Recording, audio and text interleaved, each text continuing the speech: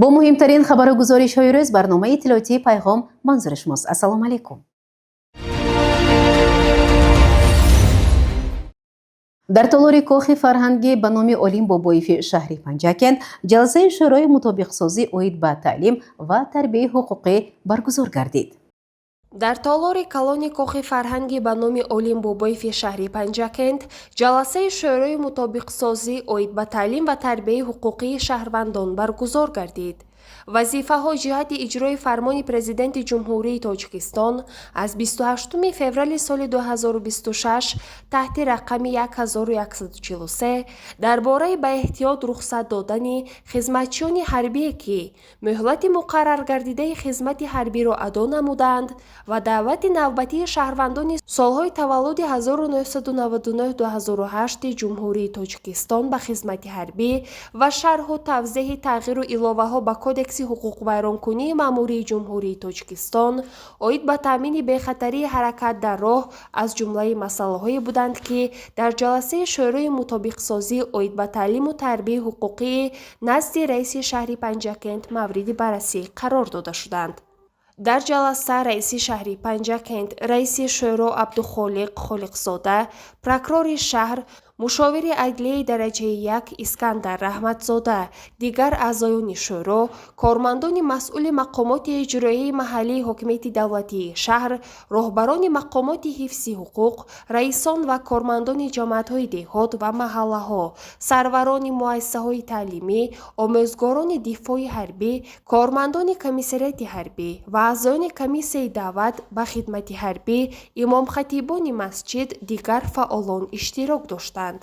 ضمن سخنرانی و گزارش رئیس شهر و پروکرور شهر، کارمند مسئول شعبه منطقوی اگنتی نظارت دولتی مالیوی و مبارزه با کروپسی جمهوری تاجیکستان در وادی زرافشان، سردار کمیسریت حربی شهر و پرسش از شخصان مسئول، وظیفه‌های ساختار مقامات دولتی و جمعیتی جهت اجرای فرمان مذکور مشخص بیان شده، نتیجه های سنجش اجرای قانون درباره عهدهداری‌های حربی و خدمت حربی از جانب پروکراتوره شهر به توجه حاضرین رسانیده شد.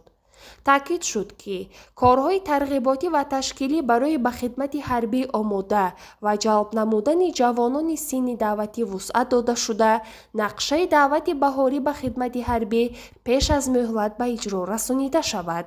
در جلسه شورا تغییر اضافه‌ها به کودکس حقوق ویرانکنی مأموری جمهوری تاجیکستان در مورد مجازات برای ویران کردن قاعده‌های بی‌خطری حرکت در راه به حاضرین شرح و توضیح داده شد. شورا دایر به مسائل محاکمه شده قرارهای دخلدار قبول نمود. با مقصد شناس شدن با رفت کارهای آبادانی و سازندگی، فعالیت مؤسسه‌های دولتی، اشتراک در معرکه نهالشنانی و عیادت شخصانی امکانیتشان محدود، رئیس شهر پنجکند عبدالخالق خالقزاده در محله بایمراد خالمرادفی شهر پنجکند سفر کاری انجام داد. محله بایمراد خالمرادوف یکی از محله‌های خردی شهر پنجکند محسوب شده در زمینه سابق شهرک گیالوکو تشکیل شده است. در دوره نقشه بازدیدها از محله‌های شهر، رئیس شهر پنجکند عبدالخالق خالقزاده با رفت کارهای آبادانی، حالت تازگی آبادانی در حدود آن شناس شد. گفته شد که حالا در محله 1200 نفر از جمله 188 نفر نفقه‌گیر، 10 نفر معیوب گروه دوم و سوم زندگانی می‌کنند. در حدود محله اکسپدیسی انکشاف گیولوژی موغیان با همه زیرساختارهایش، قصر گیولوگ‌ها که در آن چند بخشی دانشکده آموزگاری تاجیکستان در شهر پنجکند، تالار و فیلیال مؤسسه دولتی تشکل و رشد صاحبکاری در تاجیکستان در شهر پنجکند جایگیر است، موجود هستند. در محله کودکستان اکسپدیسی انکشاف گیولوژی موغیان میدانچه ورزشی، 2 مغازه خرد فعالیت داشته، ساکنان در 10 بینای 4، 3 و 2 آشیانه و حوله ها زندگی می کنند. تامینات آب نوشاکی ساکنان از جانب کارخانه واحد دولتی چشمه سراب توسط پایگاه با رجه معین به راه مانده شده است. дар доираи нақшаи омодагиҳо ба ҷашни 35-солагии истиқлоли давлатии ҷумҳурии Тоҷикистон, роҳи қисмати даромадгоҳи маҳалла то фурудгоҳи шаҳр бо маблағгузории мақомоти иҷроияи маҳаллии ҳокимияти давлатии шаҳр мумфар шуда, таъмир ва рангубори намои биноҳои истиқоматӣ оғоз гардидааст.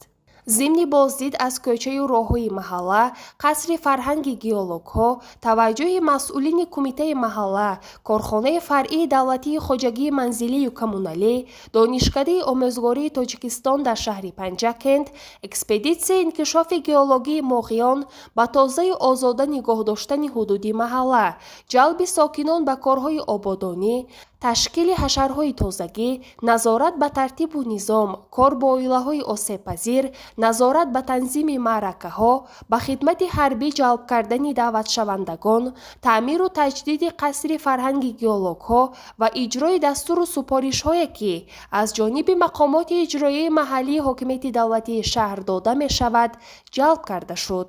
дар ҷараёни боздид дар ҳудуди маҳалла беш аз 100 бех ниҳолҳои гуногуни ороишӣ шинонида шуд. зимни боздид аз маҳаллаи Боймурод Холмуродов раиси шаҳри Панҷакент Холиқзода Абдухолиқ, модару духтар, мӯътабар ва манижаёроваро, ки маъюб ҳастанд, аёдат намуд. дар суҳбат ба онҳо таъкид шуд, ки шахсони имконияташон маҳдуд дар паноҳи давлат ҳастанд ва пайваста ба ғамхорӣ фаро гирифта мешаванд. ба модару духтар кӯмаки молиявӣ ва моддӣ расонида шуд. барномаро идома медиҳем. раиси шаҳри Панҷакент Абдухолиқ Холиқзода аз фаъолияти гармхонаи замонавии ширкати Моғиён Агра дидан намуда, ҳамзамон дар маъракаи ниҳолчинонӣ корхонаи фаръии давлатии обтаъминкунӣ ва канализатсияи шаҳри Панҷакент ширкат намуд. имрӯзҳо бо дастури мақомоти иҷроияи маҳаллии ҳокимияти давлатии шаҳри Панҷакент дар доираи нақшаи татбиқи барномаи давлатии кабудизоркунии ҷумҳурии Тоҷикистон дар давраи то соли 2040, маъракаи кабудизоркунию сабзгардонӣ ва ниҳолшинонӣ дар ҳама минтақаҳои шаҳр, хоса шафати роҳҳо ва ҳудуди корхонаи муассисаҳо вусъат меёбад. зимни иштироки раиси шаҳри Панҷакент Абдухолиқ Холиқзода дар ҳашари ниҳолшинонӣ дар ҳудуди пойгоҳи қаволаи корхонаи обу канализатсияи шаҳр гуфта шуд. инҷо дар рӯзи ҳашар беш аз 300 бех ниҳоли дарахтони мевадиҳанда шинонида шуд. ниҳолшинонӣ идома дошта, инҷо боз беш аз 200 бехи дигар ниҳол шинонида мешавад. дар идомаи боздид бо рафти шинонидани дарахтони ороишии Коҷи Қавқозӣ дар хиёбони Рӯдакии шаҳр, раиси шаҳри Панҷакент шинос шуда, ба масъулини корхонаи давлатии фаръии хоҷагии манзилию коммуналӣ ва шӯъбаи ҳифзи муҳити зист барои тибқи қоидаҳои агротехникӣ ба роҳ мондани парвариши он дастур дода шуд. дар ҷараёни шиносоӣ бо фаъолияти гармхонаи замонавии ширкати Моғиён Агро гуфта шуд, ки ҳоло ҳосили помидор расида ба савдо бароварда мешавад ва баъди чанде ҳосили бодиринг ва дигар зироат низ омода мегардад. имрӯзҳо дар шаҳру деҳотии Панҷакент бо иқдоми роҳбарият ва кормандони корхонаҳо, ташкилот ва муассисаҳо маъракаи ниҳолчинонӣ бо муваффақият идома дорад. гузоришҳои мо аз иқдомҳои сабзу хӯрамгардонии комиҷроияи ҳизби халқии демократии Тоҷикистон дар шаҳри Панҷакент ва Кохи Лоиқ омода шудааст. таваҷҷӯҳ намоед. дар доираи татбиқи сиёсати созандаю ободкоронаи асосгузори сулҳу ваҳдати миллӣ пешвои миллат президенти ҷумҳурии Тоҷикистон муҳтарам Эмомалӣ Раҳмон ва нақшаи чорабиниҳои кумитаи иҷроии ҳизби халқии демократии Тоҷикистон дар шаҳри Панҷакент доир ба роҳандозии корҳои созандагию ободонӣ вобаста ба соли вусъат додани корҳои ободониву созандагӣ ва тақвияту таҳкими худогоҳиву худшиносии миллӣ эълон гардидани соли 2026, инчунин бо мақсади ободу зебо гардонидани муҳити зист ва беҳтар намудани ҳолати экологӣ бо иштироки раиси кумитаи иҷроии ҳизби халқии демократии Тоҷикистон дар шаҳри Панҷакент Мастона Муродзода, вакили маҷлиси вилоятӣ Раҳмонқул Каримов, раиси ташкилоти ибтидоии ҳизби обтаъминкунӣ ва канализатсия Нурзода Ҳабибуллоҳ ва кормандони кумиҷроии шаҳри ҳизб ва ташкилоти ҷамъиятии ҷавонон созандагони ватан, аъзоёну ҷонибдорони ҳизби халқии демократии Тоҷикистон дар боғи ташкилоти ибтидоии ҳизбӣ обтаминкунӣ ва канализатсия зиёда аз 162 бех ниҳолҳои мевадиҳандаи себ, гелос, чормағз шинонида шуд. иқдоми мазкур зери унвони «Ман барои ҳавои тозаи ватанам дарахт мешинонам» ташкилу роҳандозӣ гардида, амали навбатии ҳизбиёни шаҳр дар мавриди бо дастовардҳои назарраси меҳнатӣ пешвоз гирифтани ҷашни 35-солагии истиқлолияти давлатии ҷумҳурии Тоҷикистон мебошад. ҳамзамон ин ташаббус дар доираи вусъатбахшии корҳои сабзу хуррамгардонӣ амалӣ гардида ба зеботар шудани симои як гӯшаи ватанамон мусоидат хоҳад кард. гузориши Мартаба Раҳмонова ва Исмоилҷон Холов.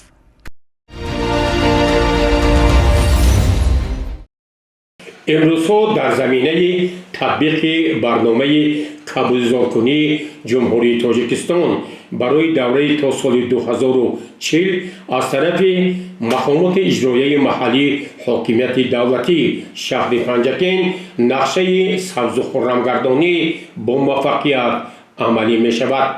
در این روند از طرف رهبریت و کارمندان کاخی با نام استاد لایق شیرعلی در اطراف کاخ نهال‌های سبز و خرمی سایه افکن شنانیده شد که در آن کارمندان و دیگر تشکیلات و مؤسسه‌هایی که در این بنا فعالیت می‌کنند سهم خویش را گذاشتند.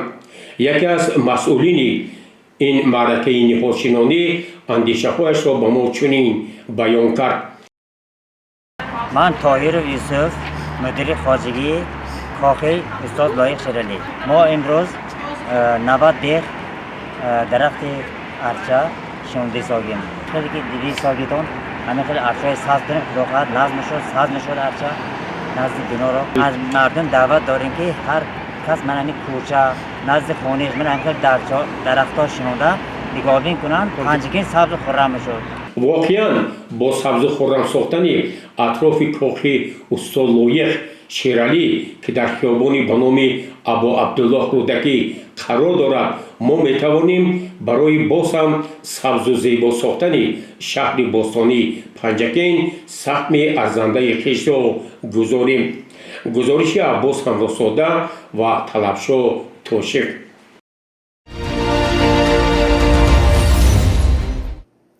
با اقدام شورای سربازان اینترنشنالیستی شهر پنجکند 2 نفر معیوب مورد دیداربینی و رساندن کمک‌های نوبتی قرار گرفتند. ادامه این موضوع در گزارش همکاران ما.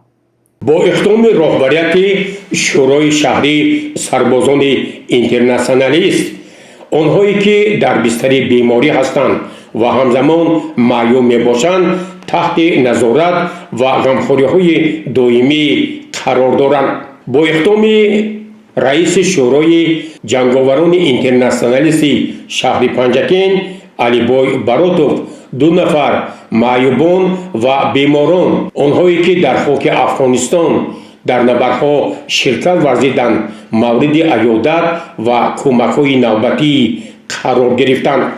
علیبای براتوف با همراهی اعضای ریاست شورای شهری سربازان اینترنشنالیست نخست با دهه نوآباد آمده از منظر سرباز اینترنشنالیست که امروز معیوب می باشد نجیب الله میروف دیدن کردند.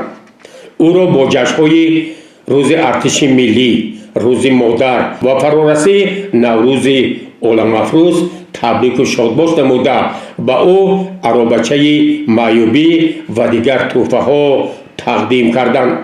تاکید شد که از طرف شورای جنگاوران اینترنشنالیستی شهر پنجکین نسبت به همه سربازان بین الملل که امروز در بستر بیماری هستند و یا معیوب می باشند پیوسته کمک ها رسانیده می شود. همزمان علیبای براتوف با همراهی فعالان شورای شهری جنگاوران اینترنشنالیست با منزل جنگاور اینترنشنالیست انورشاه ملایف در بینای نوآشیانه قسم غربی شهر پنجکین تشریف آورده با او پیش از همه کمک‌های مادی رسانیدند و اظهار داشتند که امروز از طرف شورای شهری جنگاوران интернационалист бо дастгирии бевоситаи мақомоти иҷроияи маҳаллии ҳокимияти давлатии шаҳри Панҷакен маъюбон, махсусан онҳое ки дар хоки Афғонистон ҳамчун сарбози интернационалист хидмати модарватанро сарбаландона иҷро карданд, ҳамеша таҳти назорат ва ғамхорӣ қарор мегиранд.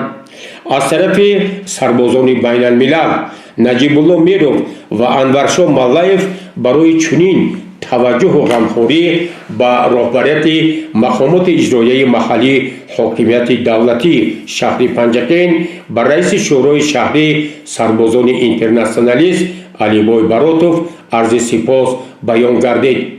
таъкид шуд ки минбаъд низ дар бораи расондани кӯмакҳо ба чунин нафароне ки имрӯз дар бистари беморӣ ва маъюбӣ қарор доранд тадбирҳои мушаххас андешида мешавад. гузориши Аббос Ҳамросода ва Исмоил Холов.